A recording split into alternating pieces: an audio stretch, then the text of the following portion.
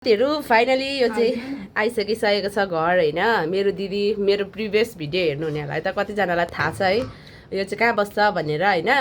अनि यो चाहिँ फाइनली घर आइसकिसकेको छ है। तपाईहरुले अघिको भिडियो हेरिहाल्नु भयो होला। अनि यसलाई चाहिँ मैले मिठो माछाको सुप माछा मम्मीले चाहिँ पस्किदिनु हुँदैछ। अनि त्यहाँदेखि टमाटर र खुर्सानीको अचार, त्यहाँदेखि सलादमा छ रआँप काँचो म्याङ्गो है। म्याङ्गो हो। अन्त यो चाहिँ भात खाँदैछ दममा दम। कस्तो भएछ? मै त मिठो भएछ। हिजो बेलुकादेखि चाहिँ नि आज मात्रै भर्खर खाएको मैले खाना। बिचारा खाना खादिन त। खाथिनस्?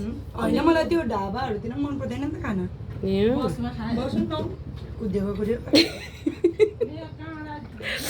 चाहिँ मिठो भयो रे। मैले पकाएको चाहिँ कस्तो मिठो हुन्छ है। दामी भयो है।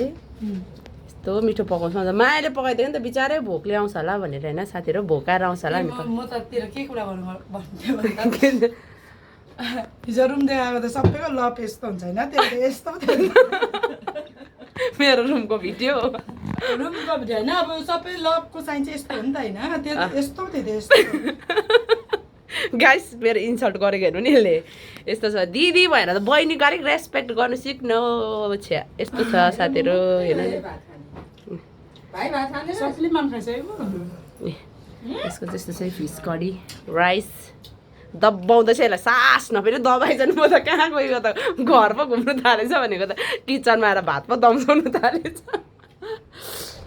हातले दिँदैछ नि हौ हातले दिँदैछ नि हौ हातले।